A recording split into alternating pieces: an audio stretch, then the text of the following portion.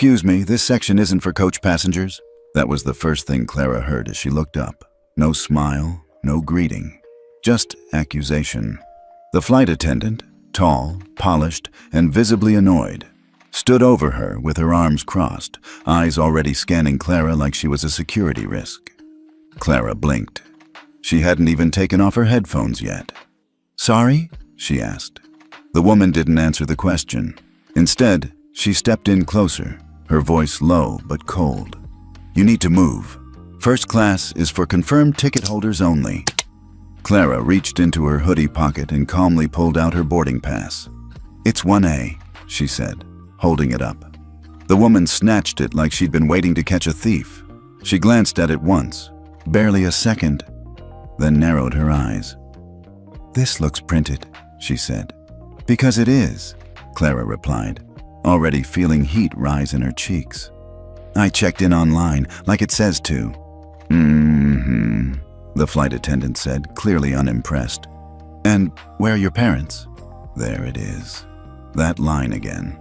That question that didn't sound like concern, more like suspicion. Clara exhaled. "I'm traveling alone. I'm 15. It's not my first flight." The woman gave a tight smile, but the damage was already done.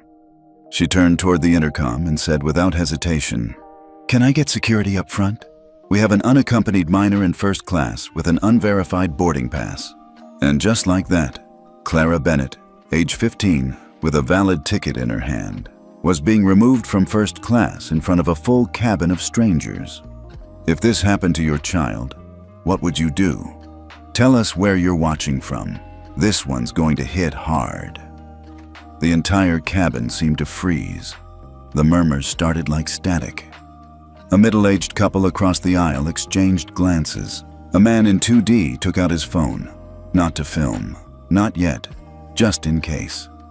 Clara sat perfectly still, refusing to shrink even an inch.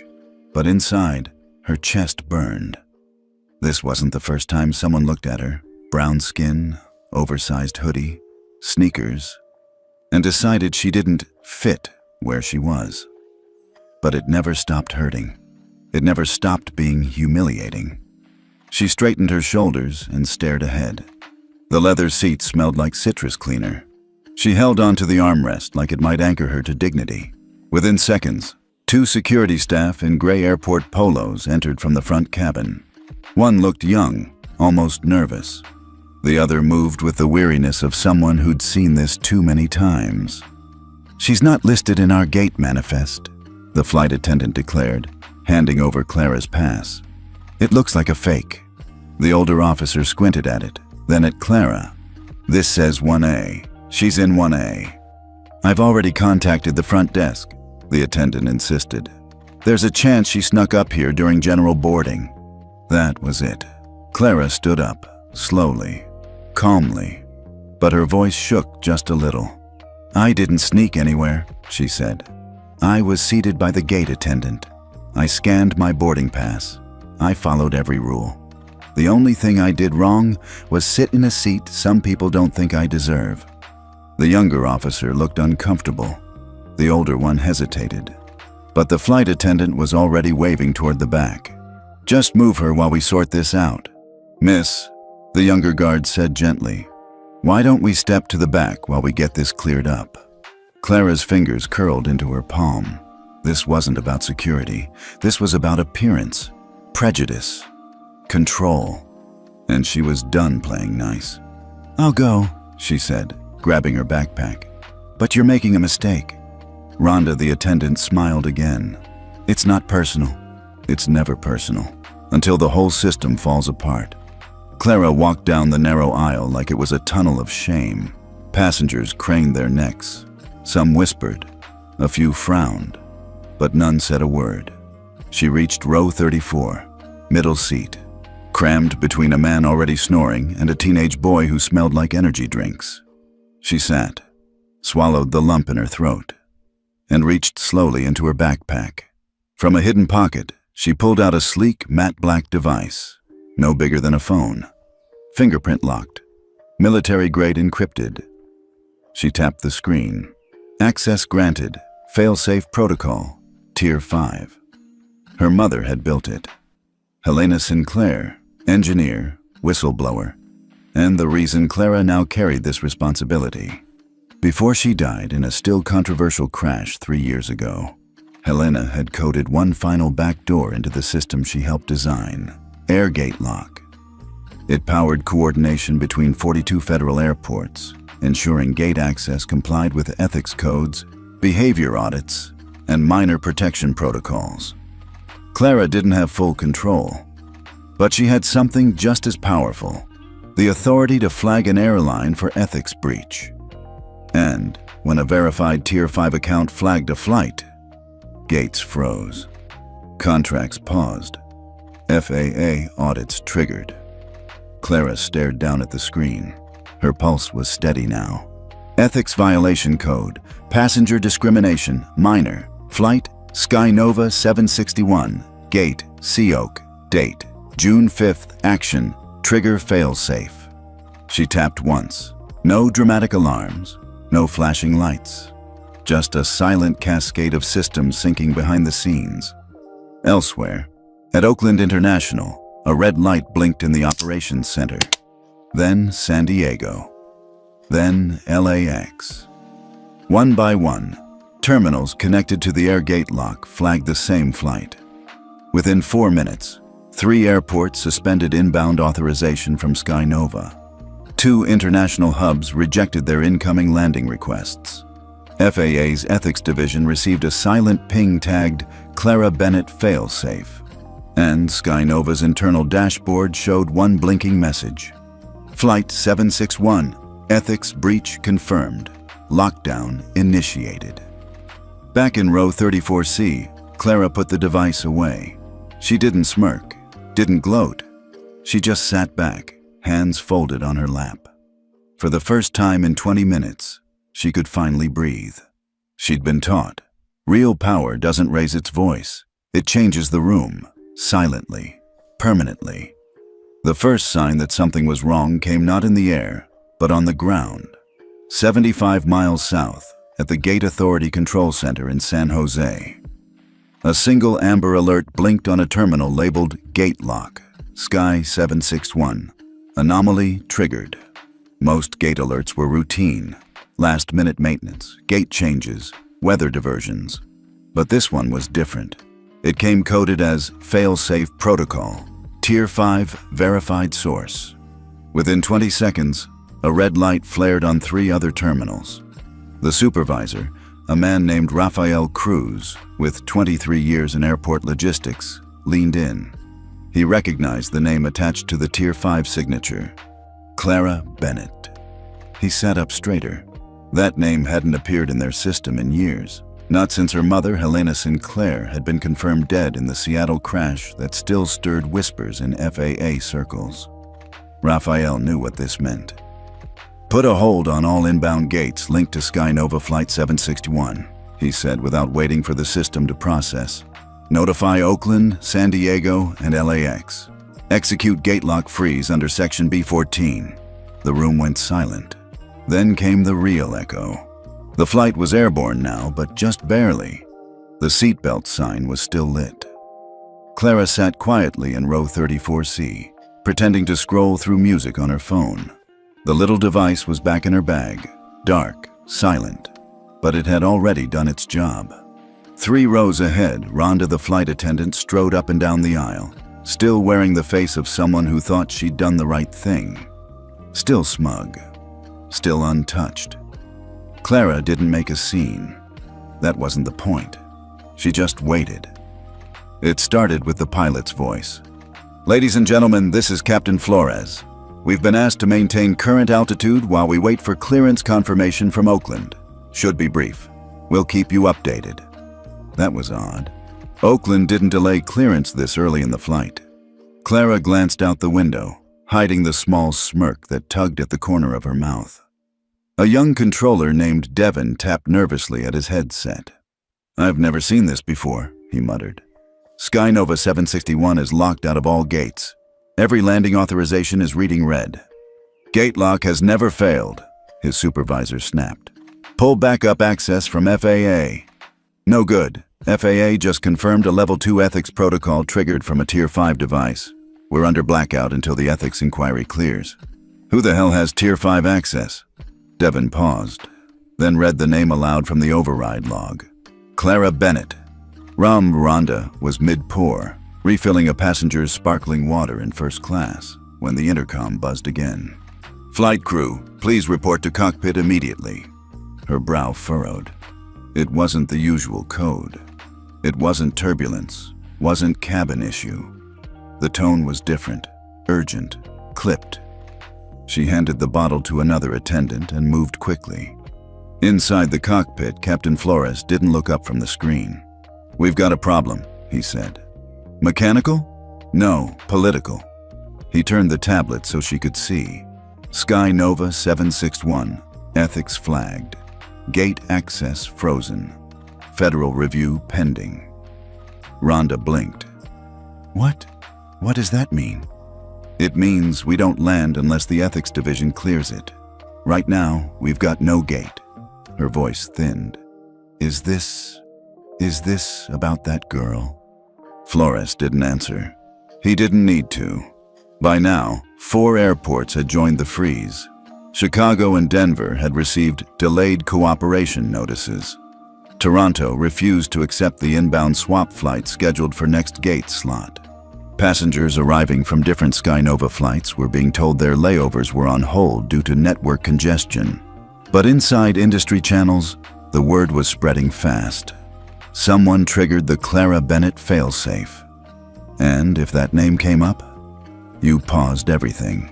Because her mother's death still cast a long shadow, one filled with black box recordings, whistleblower reports, and unacknowledged ethics violations buried by Skynova. The same airline this girl had just been humiliated on. The captain returned to the intercom. "Ladies and gentlemen, we are currently experiencing a delay in landing clearance. We ask for your patience." In economy, passengers stirred. A few groaned. One man swore under his breath. In first class, a businessman pulled down his headphones. "This can't be weather. What's going on?" Rhonda was pale now. She was tapping into the crew communication tablet. Message after message from the Skynova control center scrolled across the screen. "Do not engage with passenger Bennett. Internal review initiated. Federal inquiry in motion. Ethics lockdown triggered. Comply!" She suddenly felt cold. Very cold. A red banner blinked across the top of the secure dashboard. Tier 5 activation. Fail-safe protocol authorized by Clara Bennett. Classification, minor protection violation, immediate evaluation required. An ethics officer named Sonia Chin pulled her glasses down her nose and said quietly, "Someone's in trouble." She hadn't moved. She hadn't said a word. And yet, she had grounded the system. That was the power of being underestimated. The power of silence. The power her mother had taught her, not with revenge, not with shouting, but with infrastructure. With tools no one saw coming. She closed her eyes. She didn't want an apology from Rhonda. She didn't even need her to be embarrassed. She wanted the system that protected people like Rhonda to tremble. And it was trembling. Rhonda sat in the jump seat, gripping her armrest. A message popped up on her tablet. Crew member identified in ethics report. Internal status, under review. Effective immediately. Suspended from duty pending investigation. She read it 3 times before it sank in. Suspended, not might be, not considered.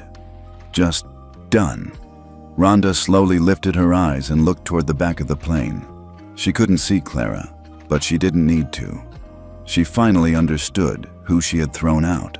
The plane remained in a holding pattern, circling like a quiet storm with nowhere to land. Inside, Clara took out her headphones and scrolled through her notes for the speech she was supposed to give tomorrow.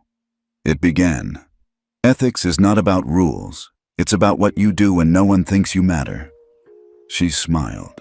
She was ready. Back in Berkeley, a landline rang in a sunlit kitchen. Charlotte Bennett hadn't touched that phone in months, because it only rang for one reason. She turned off the stove, wiped her hand on a checkered dish towel, and picked it up. Charlotte speaking. There was a pause, then a voice. Steady, clipped, female. Mrs. Bennett, this is FAA Ethics Oversight, Division 9. Charlotte's heart didn't skip. It dropped. She didn't ask what this was about. If that line was ringing, something had triggered it, and there was only one person alive who still held Tier 5 emergency access under her late daughter's name. Where is Clara? Charlotte asked quietly. Skynova Flight 761, Oakland bound, triggered a Level 2 ethics lockdown. Gate freeze initiated, 5 airports non-compliant, no injuries. A slow exhale. Good. Ma'am, are you available for a federal ethics coordination call within the next 20 minutes? Charlotte leaned back against the kitchen counter. She hadn't been on a government call in 5 years. They had stopped asking after she declined to sit on the National Ethics Charter Committee. But now... Yes, she said. Send me the secure channel. I'll be ready. Meanwhile, on Flight 761, the air had shifted. Passengers in first class were visibly agitated. A woman in pearls tapped her tray table like a nervous metronome. A businessman pulled out his phone to check for Wi-Fi. No signal. Someone whispered about a bomb threat. Others thought it was just tech issues. Only one person on board understood the full scale of what was unfolding. Clara. She hadn't moved from her seat. She didn't gloat. Her hands were still in her lap. Her face unreadable. But deep down, her chest felt heavy. Not with regret, but with gravity. This wasn't just personal now. The whole machine had been stirred. And she knew what came next. Back in Berkeley, Charlotte joined the video call from her secure tablet. 7 faces appeared. FAA oversight officers. 2 from international ethics committees. 1 from the European Civil Aviation Board. And 1 man she didn't recognize until he spoke. Miss Bennett, he said, voice like gravel. I'm David Lind, Interim Director of the U.S. Aviation Ethics Office. I'm stepping in due to the emergency classification. Charlotte nodded once. What's the damage? We have 5 airports under Tier 5 gate lock. Oakland, San Diego, Seattle Tacoma, Toronto Pearson, and London Heathrow. She blinked. International? He nodded. The override system activated on global scope. We didn't even know that protocol still had range after Sinclair's revision. It does, Charlotte said. It's built into the failsafe Clara inherited. The question is, what did Skynova do? A second voice joined in. A woman from the International Charter Council. Flight attendant forcibly removed the child from her assigned seat in first class. No documentation request, no verification, just assumption and public dismissal. Another face, a man from ICAO, added, Clara never declared who she was, never threatened. The trigger was silent. Charlotte's jaw clenched. Of course it was. The silence in the room spoke louder than the words. Finally, someone asked, would you be willing to engage your authority as co-drafter of the Bennett Protocol? Charlotte closed her eyes for half a second. Then, yes, but only if we investigate not just the crew, but the culture that enabled this. In the cockpit of Flight 761, Captain Flores sat pale and still. He'd flown 2 Gulf War tours. Nothing had shaken him like this. He turned to Rhonda. I need to know exactly what you said to her. Rhonda looked defensive. I didn't do anything wrong. She didn't look like a first-class passenger. She was by herself. I thought maybe she was confused. You paged security before even checking her ticket. She didn't act like she belonged. That's the point, he said. You assumed. Rhonda flushed. So now I'm a racist?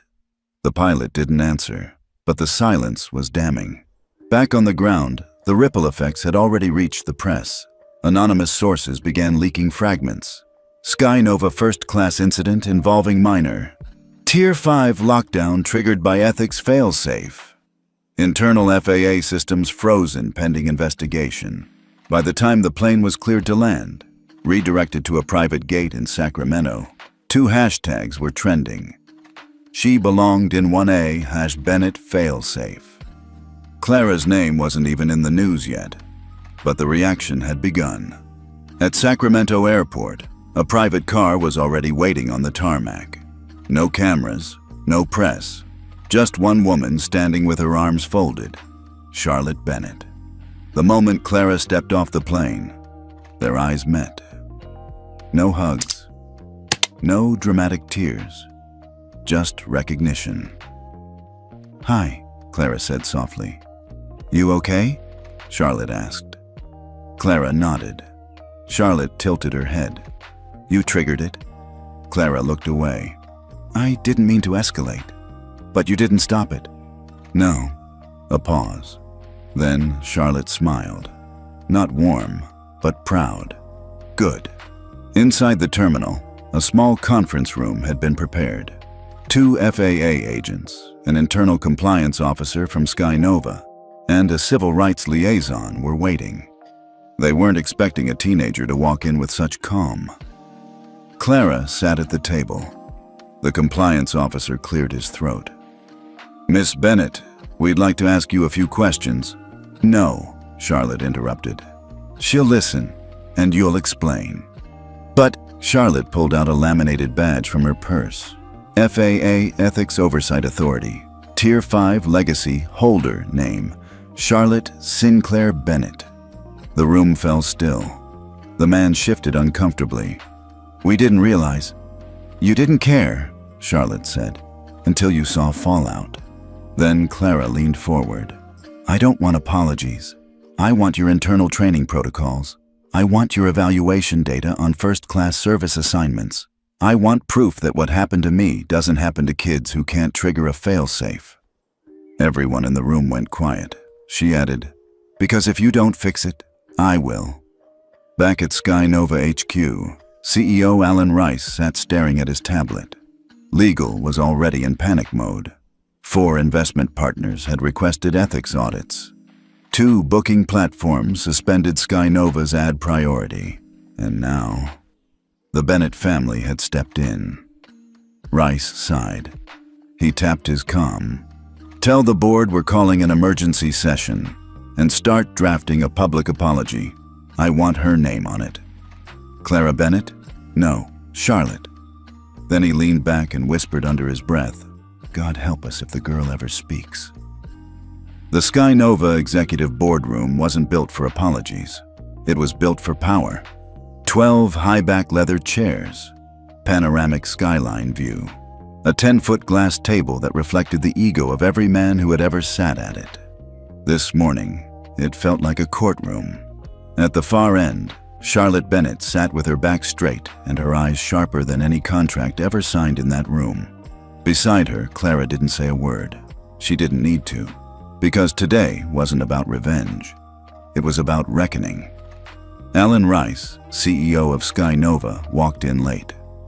Not out of disrespect, out of hesitation. He had built this empire, carved it from 3 bankrupt regional airlines, and turned it into a luxury first titan. But now, one mistake by a flight attendant had activated a fail-safe code no one even remembered existed. And now, the girl whose mother co-wrote the very code was sitting at his table. "Good morning," he offered stiffly. Charlotte didn't stand. "Is it?" The FAA representative cleared his throat. "We'll begin with internal review findings. The passenger, Clara Bennett, was removed from her first-class seat without cause or verification. No ID check. No protocol followed, just an assumption based on appearance." One board member interrupted. "We don't train our crews to be racist." Charlotte raised a hand. "Don't." The room froze. She stood, walked slowly to the end of the table, and placed a slim binder in front of them. "This is your real training manual, the unwritten one. You don't say it out loud, but you reward it. You promote the ones who spot trouble early. You call it intuition. We call it profiling." No one spoke. She continued. "Your booking algorithm flags high-risk passengers by zip code. You randomly downgrade bookings when there's a system glitch. But we've run the data. Those glitches affect Black and Latino names 61% more often." A board member flinched. "It's real," Clara said quietly.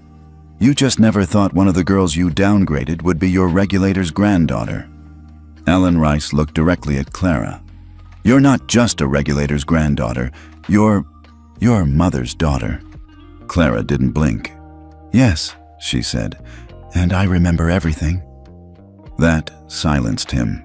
Because years ago, Clara's mother, Dr. Helena Sinclair, had died mid-flight when a crew ignored her medical bracelet, thinking she was exaggerating. They let her collapse quietly. And the airline? Sky Nova.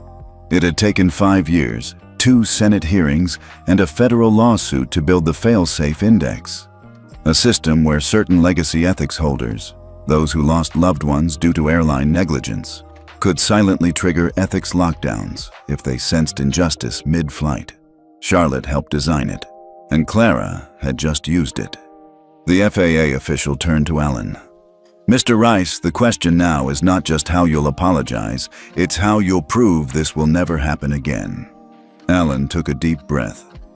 I want to speak plainly. He turned to Clara. You could have ruined us.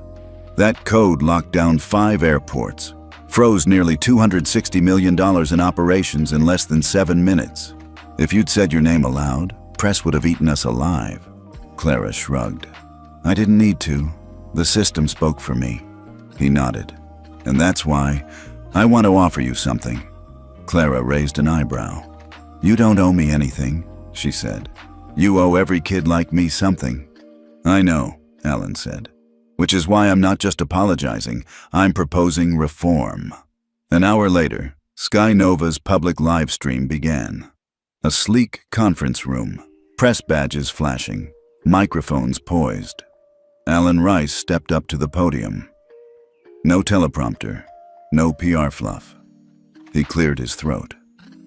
5 days ago, our airline failed a young girl named Clara Bennett. She was profiled, humiliated, and removed from her seat. First class, fully paid, legally booked, simply because someone didn't think she looked like she belonged.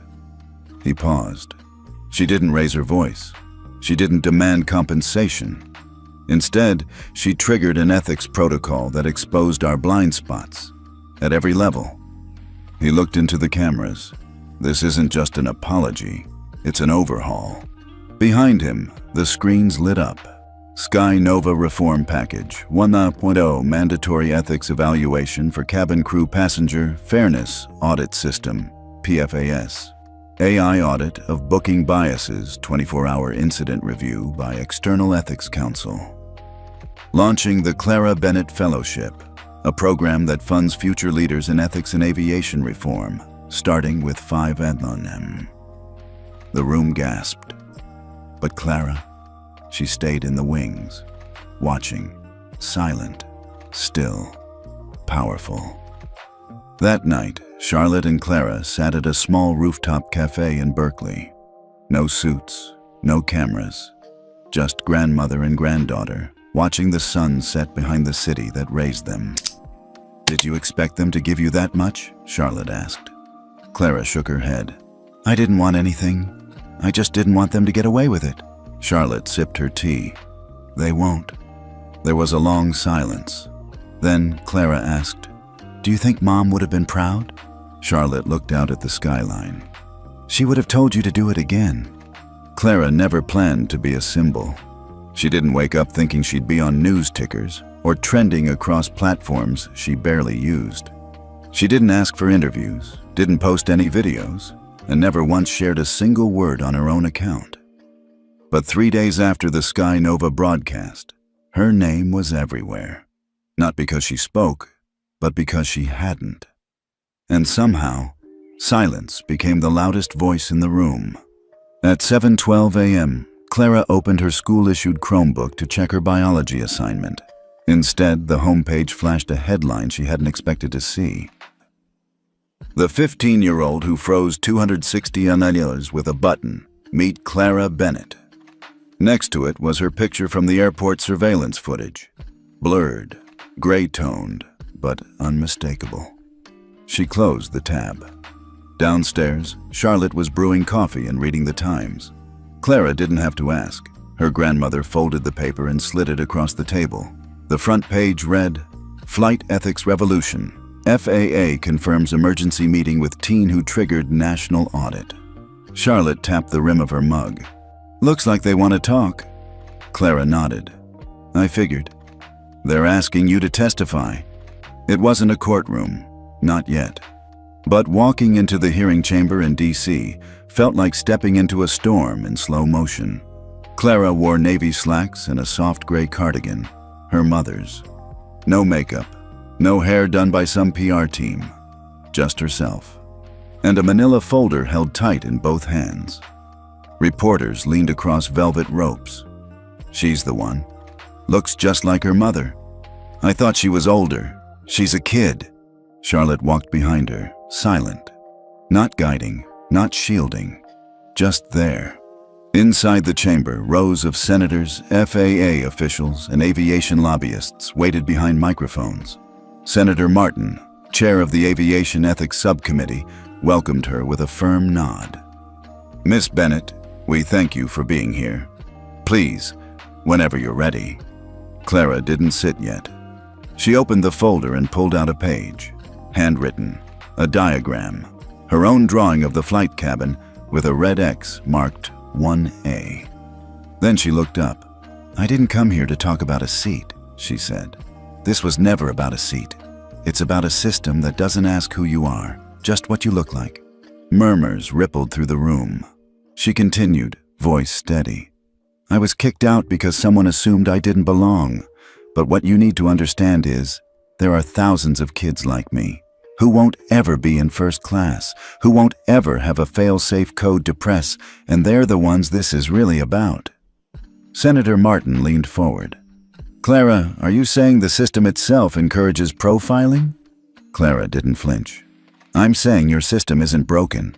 It was built this way." That silence again. Heavy. Real. She handed over the second page. A printout of booking algorithm test results, run by Charlotte's team, showing bias linked to names, zip codes, and ticket upgrades. Then a third page. A proposal, not from Skynova, from Clara. The Passenger Protection Protocol, PPP, anonymous reporting for cabin discrimination, mandatory crew ethics certification, emergency access for all passengers to flag behavior, quarterly transparency reports from all major airlines youth advisory board with voting rights, age 13 to 18. Senator Martin blinked. "You drafted a full policy framework?" Clara just nodded. Charlotte watched from the gallery, her hands folded, expression unreadable. But inside, she was shaking. Not because Clara was strong, but because she wasn't alone. By noon, Clara was already being called the ethics architect. By 6 p.m., the hearing replay had over 2.3 million views. But by midnight, that's when the first call came from Geneva. The International Civil Aviation Ethics Board was requesting a live Zoom with Clara and Charlotte, proposing the PPP as a new global standard. "It's happening," Charlotte whispered. "It's not enough," Clara whispered back, because she hadn't forgotten Rhonda, or the quiet pain of being shoved, doubted, ignored by someone paid to serve. 2 days later, Clara stood in front of a packed audience at the National Transportation Forum in Atlanta, not as a victim, but as the opening keynote speaker. She walked on stage to polite applause, but it grew louder as they saw she carried no notes. She looked into the audience. Airline CEOs, policymakers, advocates, and teen groups flown in from every state. And then she said, "You think I came here to tell you what not to do, but I didn't. I came here to tell you what we're going to build next." Silence. Then she pulled up a slide. Clara's rule. No. One should need power to be treated like a person.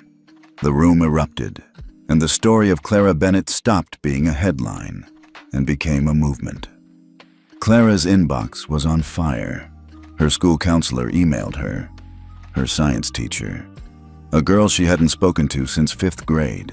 Even the owner of her favorite boba tea shop sent a voice note that just said, "Girl, you did that."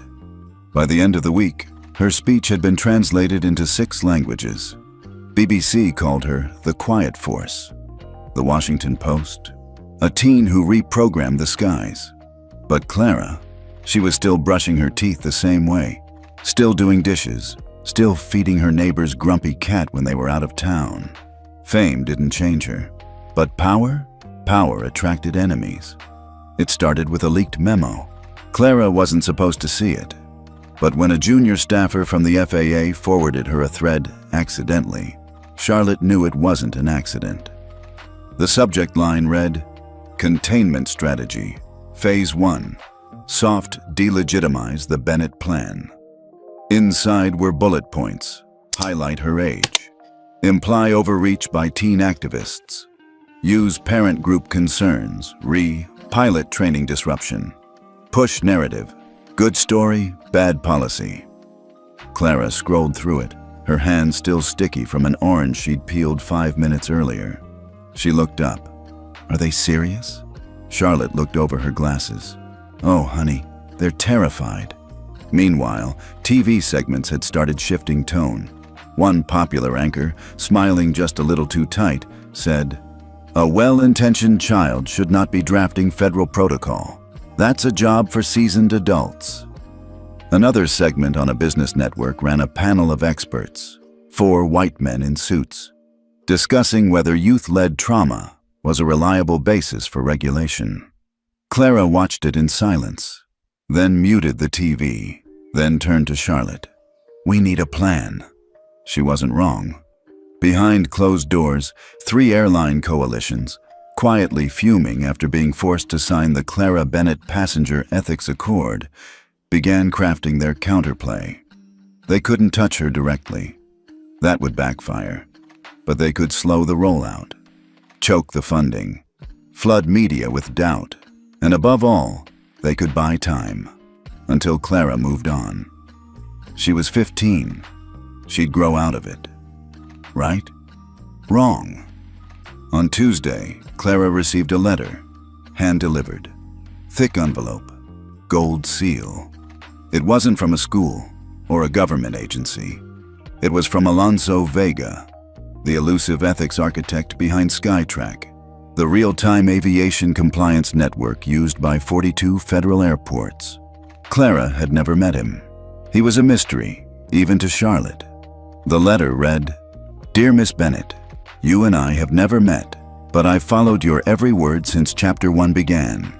The game they're playing isn't new, but you're not just playing. You're rewriting the rules. If you ever need access, real access, use the enclosed code, AV." Inside was a single black card.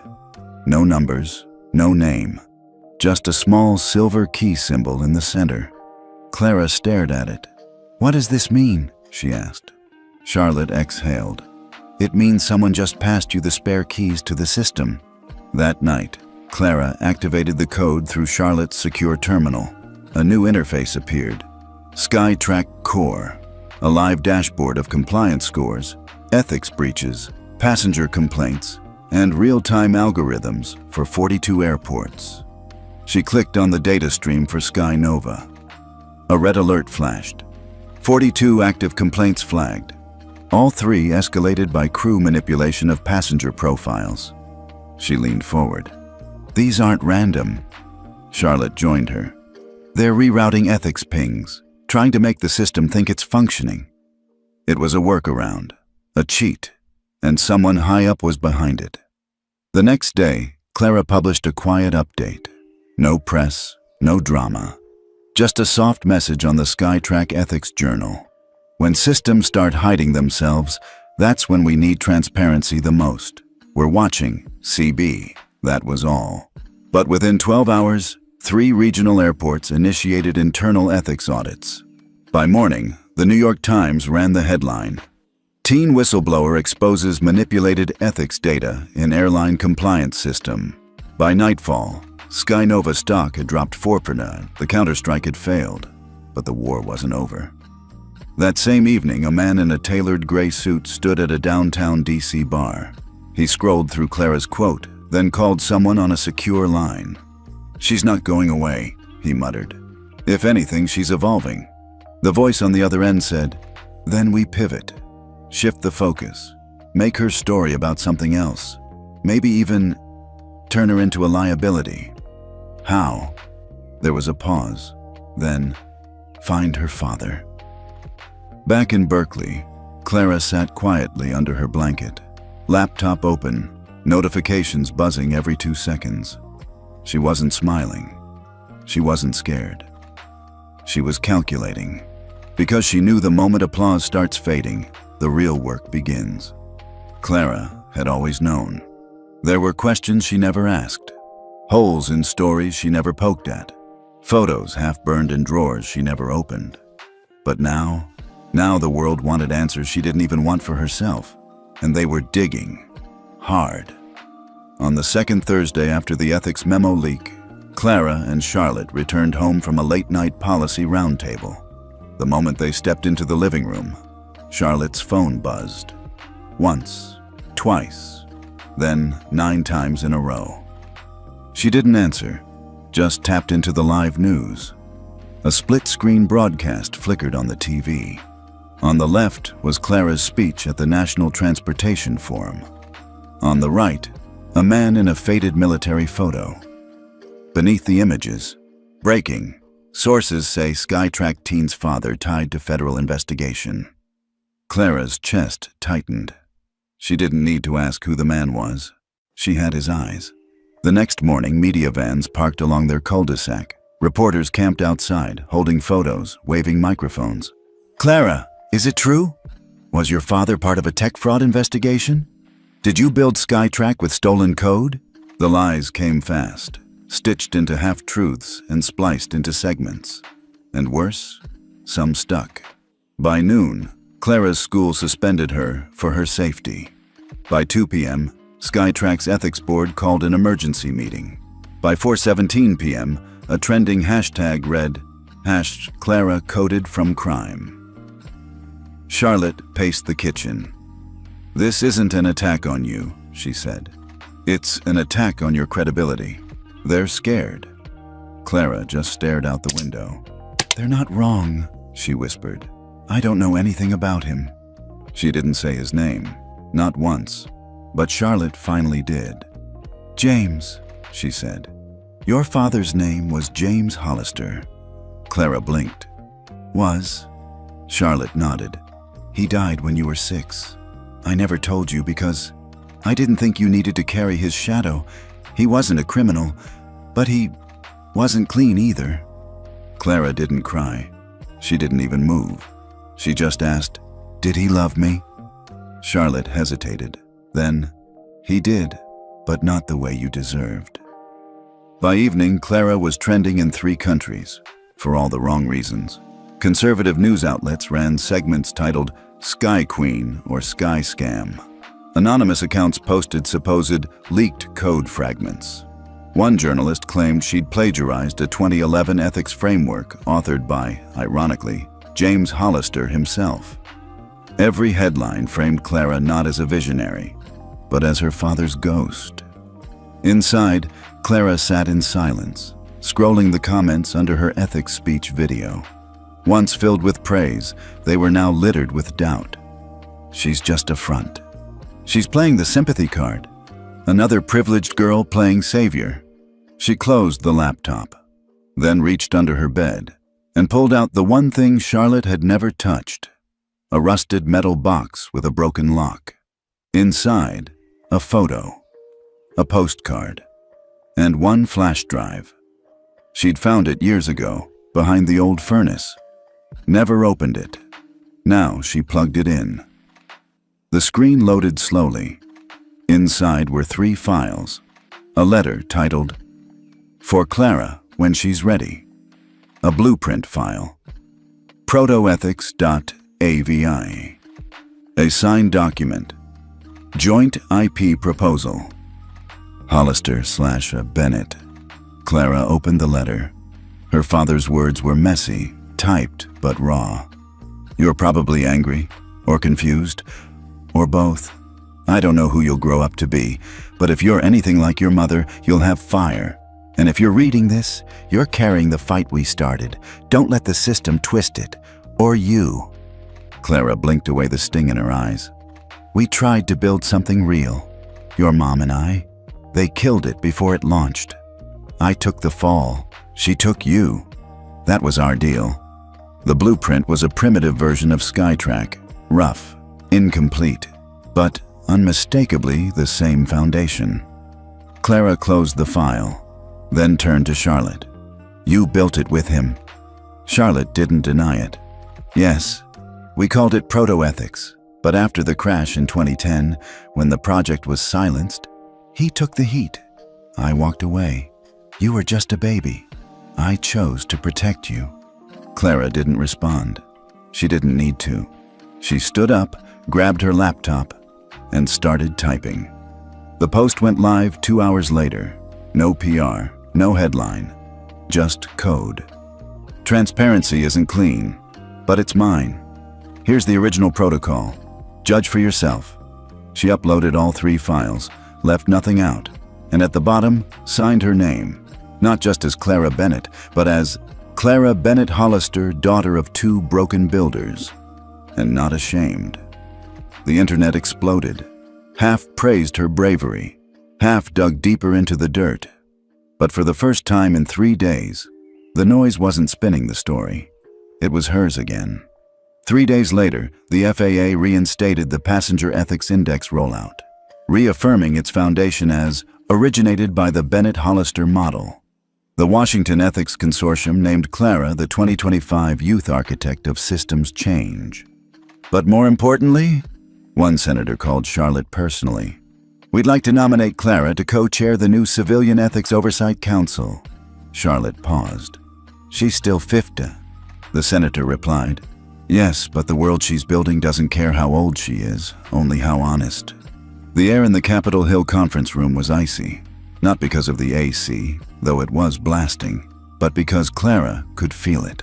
The stares, the side glances, the hush that fell whenever she walked in.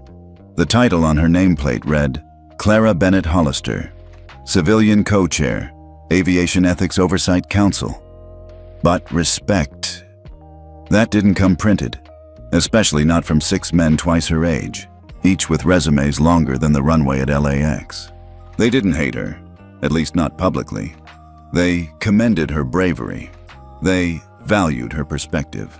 They even clapped politely when she first spoke. But every time Clara brought up enforcement, real-time score publishing, mandatory ethics API transparency, someone always pushed back. Let's revisit that next quarter. Or worse. We appreciate your input, but the complexity of federal procurement might be outside your current scope of experience. Charlotte whispered once. That's Washington speak for sit down, little girl. But Clara didn't sit. She didn't flinch. She studied every protocol, every vendor contract, every ethics scoring loophole buried in page 47 of 84. And that's when she found it. A clause, hidden in the vendor agreement of Skynova Airlines, one of the 3 holdouts still resisting full passenger ethics compliance. It read, ethics score modifiers may be proposed for review quarterly, contingent on internal variance reviews conducted via in-house compliance tools. Translation? They were grading themselves and using it to cheat the federal system. Clara didn't go to the press. She went to the council, calmly, professionally, presented her data, laid it out in a 6-minute PowerPoint. The room went quiet. Then Councilman Trent from Illinois cleared his throat. Miss Bennett, while your passion is admirable, I question the legality of how this data was acquired. Clara didn't blink. It's from a federal-facing ethics dashboard. I have level 3 authorization. Councilwoman Levine chimed in. But if we make this public, we risk destabilizing all 3 of our largest airline partners. Clara didn't raise her voice. She just said, passengers are already destabilized. They're duct taped, disrespected, denied. What you're protecting isn't stability, it's revenue. And with that, she called for a vote. Only 3 members raised their hands. 4 abstained. The motion failed. The room moved on. But Clara didn't. That night, she didn't go home. She and Charlotte went to the Federal Data Access Center, a beige, windowless building that looked more like a DMV than the place where aviation networks were monitored. Inside, she requested a compliance status check on Skynova's last 60 days of activity. It took 4 hours. When it finished, the system returned 17 alerts, deliberate signal deferrals, unreported gate incidents, and one major breach. A VIP passenger who was racially profiled, removed from a seat, and falsely flagged as non-cooperative. Clara knew the name. It was a 13-year-old girl, Maya Fletcher. The case had been buried. And that changed everything. The next morning, Clara filed an Emergency Ethics Acceleration Memo, EEAM, a new override protocol she'd authored herself, backed by the FAA charter. It required just 3 signatures to trigger. She had her own, Charlotte's, who had been appointed Technical Systems Advisor, and a surprise third, Alonso Vega. He showed up quietly. No announcement, just a nod. "Time to clear the air," he said. At 9:42 a.m., the Skytrack core dashboard went red. 3 airports received the following alert. Skynova Airlines temporarily suspended from passenger ethics network. Non-compliance level, critical. Flights paused. Boardings halted. Within 12 minutes, a chain reaction followed. 147 mm in contracts frozen, 3 Skynova executives placed on leave. Senate subcommittee issued emergency subpoenas. And Clara, she sat quietly in the back corner of the Capitol press room. Not at the podium, not on a throne. Just observing, watching the dominoes fall. At 1:17 p.m., Skynova CEO Lisa Penderson held a press conference. Visibly sweating, she read, "Due to unforeseen compliance discrepancy, Skynova is working closely with federal partners to restore full operational transparency. We acknowledge the breakdown and thank Ms. Bennett Hollister for her diligence." The apology was long, but the sentence Clara noticed most? We acknowledge. Not we deny. Not we regret. But we acknowledge. And in D.C., that was the equivalent of blood on the floor. Later that night, Clara received a call from Councilwoman Levine. She didn't say much, just this. "You've made your point. The next vote will be public." Clara hung up, leaned back on the couch, and finally exhaled. Charlotte handed her a hot cup of cocoa. "You all right?" Clara smiled faintly. "No, but I'm not here to feel all right. I'm here to make it right." Clara didn't say a word when the gates shut down. She didn't need to. At exactly 6:42 a.m., the first domino fell. 3 major airports, Seattle-Tacoma, Denver International, and Hartsfield-Jackson in Atlanta, received a silent ping through the Skyscan Ethics Compliance System. The alert was non-negotiable. Ethics Compliance Breach Level 5. Initiate Gate Lock Protocol. Within 90 seconds, all Skynova flights scheduled to depart were denied gate clearance. No alarm, no flashing headlines, just a digital freeze. By the time airport staff started making confused calls, Clara Bennett was already sitting on the edge of her bed in Berkeley, eyes fixed on her screen, watching the ripple unfold across the country. Her fingers hovered above the keyboard, not trembling, not panicking.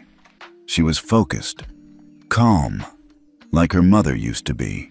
Across from her, Grandma Charlotte clutched a warm mug of ginger tea. "It's done, isn't it?"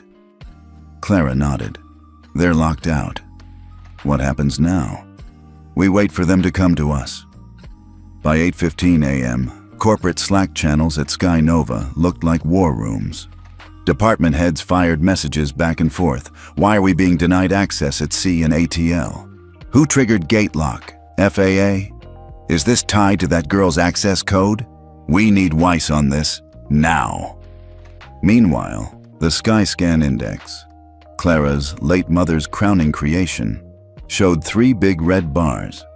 The score for Skynova's ethics compliance had dropped below 42%, triggering the fail-safe protocol.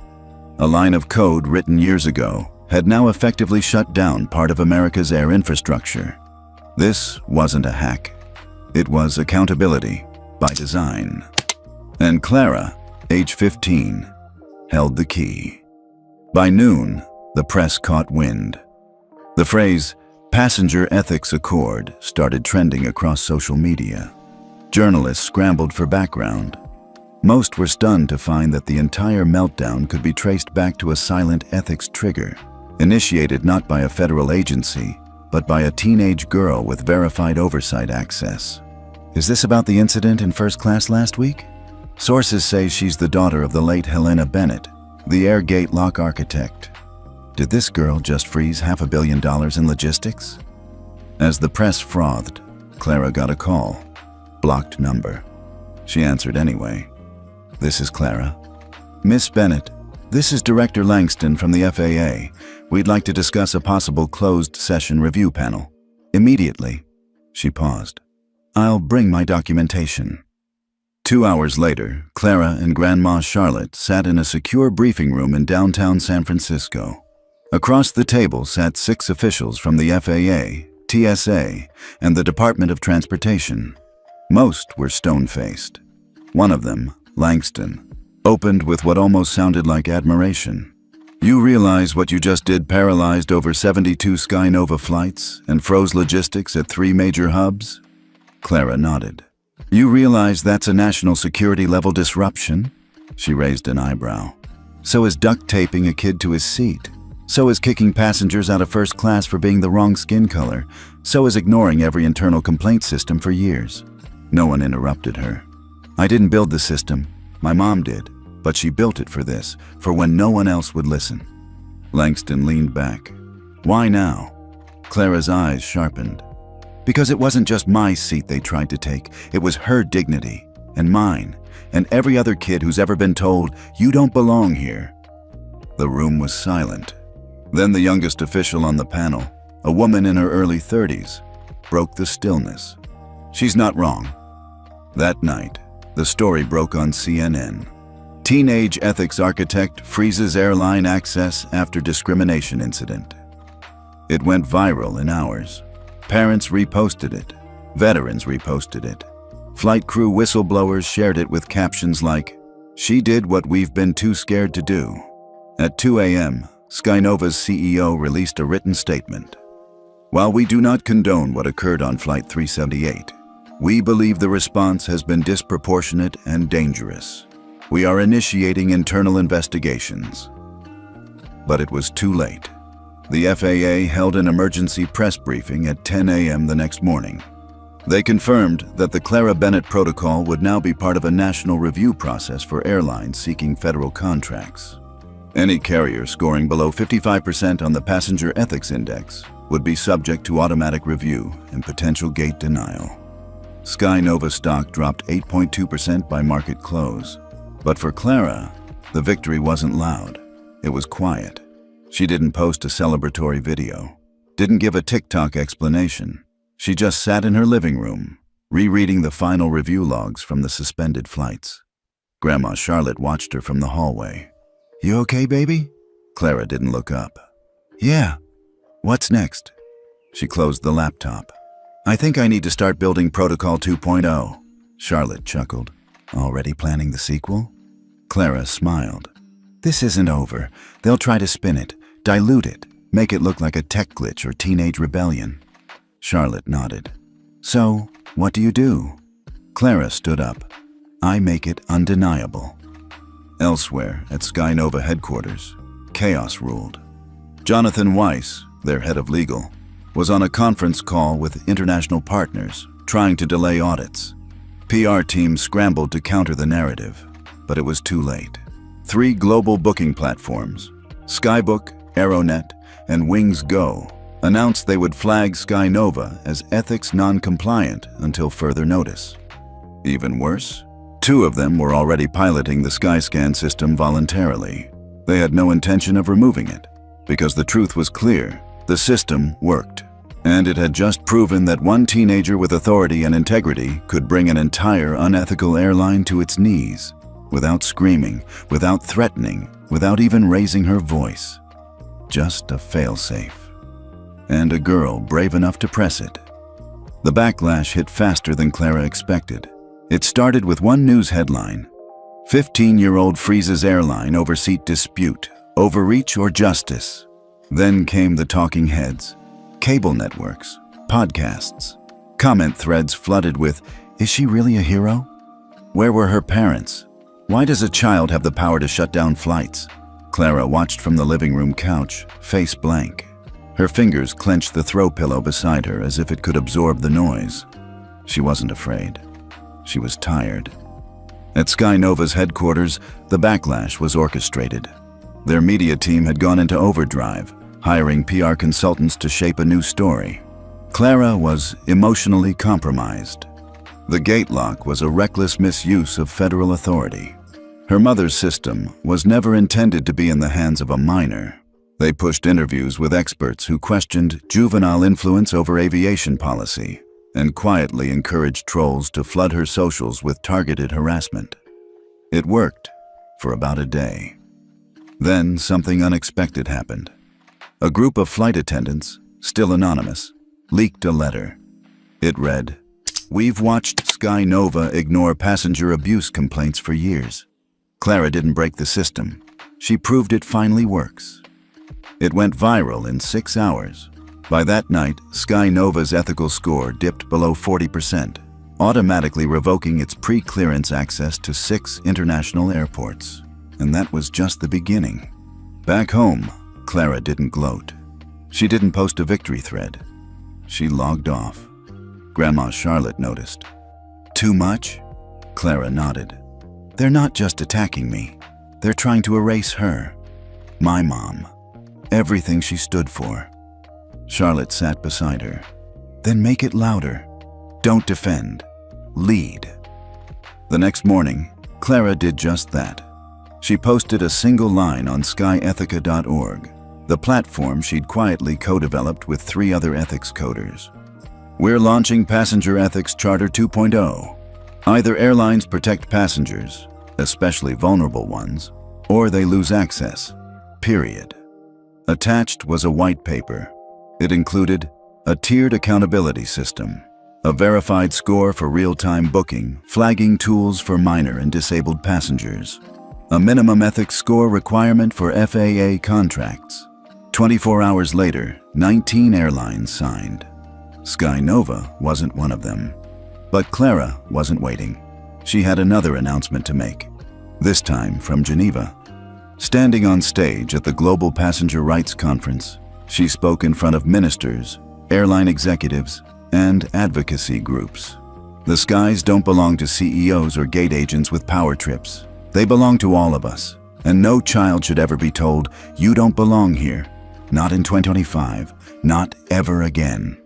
The room rose in applause. A woman from the Dutch Aviation Board whispered to a colleague, "She's not a girl anymore. She's a force." At the same time, Clara's impact triggered industry shifts. FAA confirmed it would adopt Charter 2.0 into its 2026 compliance framework. 3 booking platforms required ethics scores to appear beside airline names. International airports began installing Clara terminals, kiosks where passengers could report unethical behavior in real time. Meanwhile, Sky Nova continued hemorrhaging support. Executives argued behind closed doors about whether to negotiate with the child, but the public wasn't having it. A trending tweet said it best. "She's 15, and she grounded you with a click. Maybe don't call her a child." At home, Clara stood by the bay window. She didn't feel like a hero, or a hacker, or a headline. She felt responsible. Her mom had always said, "Fix what you can, then teach others to fix what you can't." Now, she was doing both. Charlotte walked over, holding 2 mugs. "Hot cocoa," she said, "for generals who win wars." Clara smiled, took a sip, then looked at the night sky. "I'm not done yet." 72 hours after Clara's Geneva speech, the email started flooding in. Subject lines like, "Compliance request, Tokyo Aviation Authority." Urgent. Charter 2.0 Adaptation Inquiry. FAA. Meeting Invitation. Passenger Ethics Council. The room where Clara sat wasn't a war room. It was her grandmother's spare study, lined with old cookbooks and faded photos. Yet the air carried the weight of global infrastructure shifting. That morning, the FAA's Executive Council called an emergency press briefing.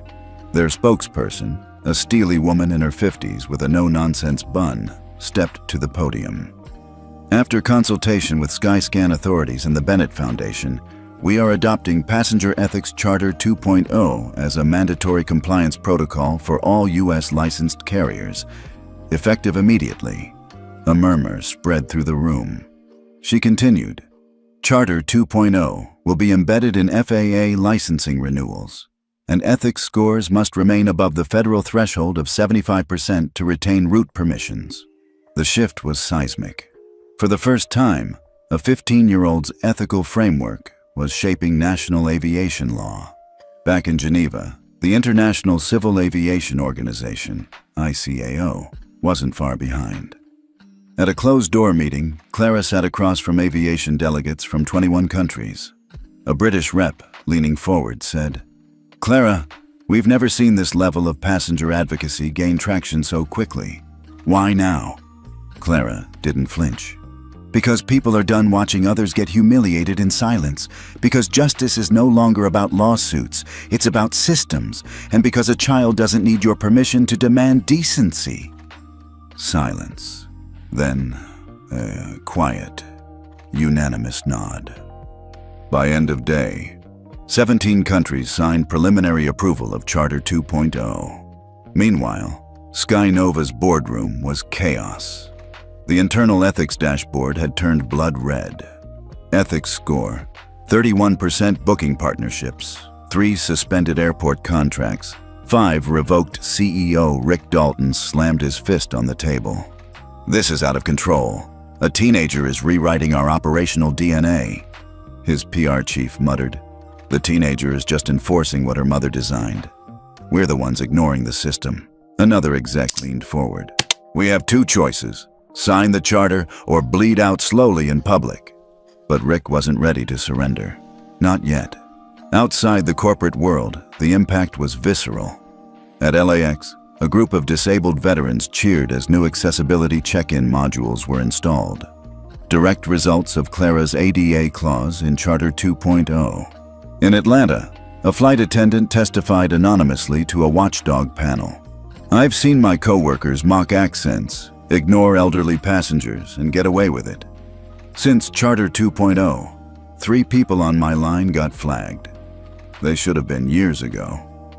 In London, a single mom in a wheelchair posted a selfie with the caption, First time I've ever boarded a plane without crying. Thank you, Clara. At home, Clara didn't bask in glory. She worked. For every headline, she double-checked back-end protocols. For every tweet praising her, she quietly emailed legal aid contacts to help other passengers file reports. Charlotte noticed the toll. You're still a child, she said gently. Clara looked up, bags under her eyes. That's the problem. If I don't act, no one takes us seriously. If I do, they say I'm too young. Charlotte sat beside her and handed her a worn notebook. Then stop proving them wrong. Start leading like they can't catch up. The next turning point came a week later. The Federal Senate Aviation Subcommittee summoned Clara for a hearing titled Passenger Dignity and Modern Aviation, the Bennett Reform Framework. She walked into the chamber wearing the same blazer as Geneva. Simple, confident. Senators asked tough questions. One said, Miss Bennett, what qualifies you to dictate federal compliance protocols? She replied calmly, I don't dictate anything. I just made sure no one else can be silenced without accountability. Your systems allowed abuse to go unseen. I made it visible. The room was silent. Then Senator Martinez from Arizona leaned into the mic. Miss Bennett, if my granddaughter ever flies alone, I hope the airline she boards remembers your name. By the end of that week, 4 massive shifts occurred. FAA passed the Bennett Compliance Act. permanently integrating Charter 2.0. 3 major U.S. airlines announced ethics officers on board each flight, a role created based on Clara's proposal. The Bennett score was displayed on all U.S. airline booking platforms, right beside flight prices. Skynova's CEO Rick Dalton resigned under pressure, issuing a statement that read, "We failed to recognize the ethical tide, and it cost us our future." In response, Clara didn't throw a press conference. She sent one tweet: "Passengers aren't cargo, they're humans, and now the skies reflect that." Her story reached more than the aviation world. A tech startup asked her to co-lead their ethical AI project. A European rail union wanted her guidance. Even public schools began teaching her story as part of civics classes under the unit Modern Youth Leadership. One comment stood out online. She didn't just fix one flight. She rewired the whole runway. On a rainy Sunday evening, Clara stood by the window. Charlotte joined her, holding a small framed photo. It was Helena Bennett, arms folded, smiling beside an old plane prototype. "She'd be proud," Charlotte whispered. Clara didn't respond right away. Then she smiled faintly. "She'd probably tell me to rest, and then double-check the algorithm." They laughed. As dusk fell, news anchors recapped the week with headlines like, "Teenager rewrites federal aviation ethics." Charter 2.0 now standard across 42 nations. From passenger to pioneer, Clara Bennett's flight to change. But for Clara, it wasn't over. This wasn't a victory lap. It was only the first landing of many. Clara slipped onto the jet bridge, boarding pass in hand, and stepped into the first-class cabin of Flight 892 bound for New York. The familiar hum of overhead bins and soft chatter felt different today, lighter, almost hopeful. She sank into seat 1A, the leather cool beneath her. The latch of the overhead bin clicked shut, and the soft glow of the reading light illuminated her notebook resting on the tray. She took a breath, exhaling slowly. 16 months ago, she'd been escorted to row 34, humiliated, isolated, stripped of dignity. Now, she was a quiet force, seated among people who greeted her with genuine respect. A flight attendant paused mid-aisle, offering a gentle nod. "Welcome aboard, Ms. Bennett," he said, before continuing his duties. Clara's lips curved in a small smile. The engines rumbled to life, and as the plane lifted off, she gazed out the window at the shrinking city below. Behind her, a teenage girl in the seat 1B tentatively tapped her tablet. Clara recognized the shy look, the same look she'd worn months ago before her work drew global attention. Catching Clara's eye, the girl offered a brief wave. Clara returned it with a warm nod. Clara opened her notebook and flipped to a clean page marked Protocol 3.20. She jotted down a few bullet points. Expanding real-time ethics scoring to intercity trains, integrating passenger feedback into airport design, launching a multilingual ethics helpline. Her pen paused as she reconsidered the order. Even a small tweak could prevent confusion down the line. She wrote again. Structure first, user interface next, data transparency always. The flight attendant returned with a glass of water, placing it gently on her tray. Clara nodded her thanks. No rush. She watched the cabin, the elderly woman next to her offering a sympathetic smile, the parents in row 1C gently quieting a restless toddler. None of them knew the full story, but they felt the change.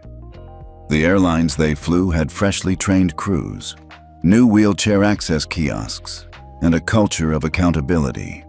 Clara's work had made those ripples. Just before they reached cruising altitude, the flight attendant announced, "If anyone needs assistance, anything at all, please press your call button. We're here to help." It felt like more than a routine line. It was a promise. On the in-flight screen, a small icon in the corner displayed the airline's ethics rating, 96%, up from a dismal 31% just months ago. Clara's heart swelled with pride. She remembered the early days when that red number haunted every dashboard, a glaring reminder of unspoken injustices. Now, it was green, almost flawless. She closed her eyes, quietly reflecting. Her grandmother's voice echoed in her mind. "You built something better." She remembered the first time she sat in a council hearing, powerless to convince seasoned officials. She remembered the backlash, pundits claiming a child had overstepped. She remembered typing the Charter 2.0 white paper, knowing it might cost her privacy and safety. And it had. But here she was, not celebrated as a trophy, but recognized as a changemaker. Clara's phone buzzed. A message from Geneva. "Congratulations. Charter 3.0 module approved for pilot testing in 4 more countries." She glanced at the clock. 10:15 a.m. Pacific. The date would mark a year since the original Geneva vote. A full circle. The seatbelt sign dinged off. Clara slipped her notebook into her backpack. In the row behind, a retired teacher leaned forward. "Miss Bennett, just wanted to say thank you." Her voice trembled slightly. "Last year my granddaughter was treated poorly. No one believed her. Now her fear has a voice." Clara's throat tightened. "Thank you," she whispered. "I'm glad it helped." The teacher nodded. "You've given hope to so many." Clara gave a small nod, then returned to her window seat, heart steady. As the descent began, the captain announced, "We'll be landing shortly. Thank you for flying with us today." Clara watched the suburban landscape roll out below. Rows of houses, winding highways, small parks dotted with children at play. She thought of those children, teenagers and younger, who might one day fly alone. She thought of adults still fighting for basic respect. She thought of her grandmother, quietly cheering her on from Berkeley. And she thought of her mother, whose vision had ignited all of this. The wheels touched down smoothly. In the aisle, passengers stirred to collect belongings. Clara stood, shouldered her backpack, and walked down the aisle. The flight attendant gave another nod. "Hope to see you again soon, Ms. Bennett." She continued toward the exit and into the terminal. Digital boards showed flight statuses alongside small ethics icons, green, yellow, red, reminding everyone that accountability wasn't optional. She exited into the warm, filtered sunlight of the arrival hall, pausing to admire the passenger ethics portal display near baggage claim. An interactive kiosk where travelers could learn about their rights, rate their experience, and find resources. Clara paused there, reading a quote displayed on the screen. "The skies belong to all who dare to dream of flight." She spun around, spotting a mother helping her toddler reach a button on the kiosk. The mother smiled at Clara and mouthed, "Thank you." Clara returned the gesture, warmth flooding her chest. Moments later, Grandma Charlotte appeared, waving from the curb outside. Clara moved toward her, crossing paths with a family who paused, pointed, and mouthed, "Thank you, Miss Bennett." Clara felt a soft glow. No pity, no condescension, just genuine respect. Charlotte helped Clara load her luggage into the car. As they drove away, the airport receded into the distance. Clara looked out the window at the highway ahead. Somewhere else, another flight prepared to take off. Another set of passengers would board, needing a system that cared. Back home, as dusk settled over Berkeley, Clara settled at her desk. The Protocol 3.0 outline was open, the first few lines already filled in. She paused, pen poised. She remembered the adolescent who had once been shoved from her seat, the frightened look in her own reflection as she walked row 34, the moment she tapped the failsafe. And now, she was that adolescent's hope returned, amplified to thousands. She tapped her pen to paper and wrote, "Commitment. Protect the dignity of every traveler, everywhere. Begin with kindness. Build with transparency." She closed her notebook, satisfied for the moment. The moonlight filtered through the window, painting her workspace in soft silver. Tomorrow would bring new challenges, tweaks to the scoring algorithm, outreach to underrepresented communities, collaboration with disability advocacy groups. But tonight, the world seemed just a little more gentle, a little more fair. Clara switched off her lamp and climbed into bed. As she drifted to sleep, she dreamed of endless blue skies, this time open to everyone. And that was all the closure she needed. How often do you fly? Whether you're a frequent traveler or only catch a plane a few times a year, tell us about any injustices you've seen in airports or on board. Even small incidents matter. Drop your thoughts in the comments. We want to learn from your experiences and build a better system together. If Clara's story inspired you, please like this video and share it so more passengers know their rights.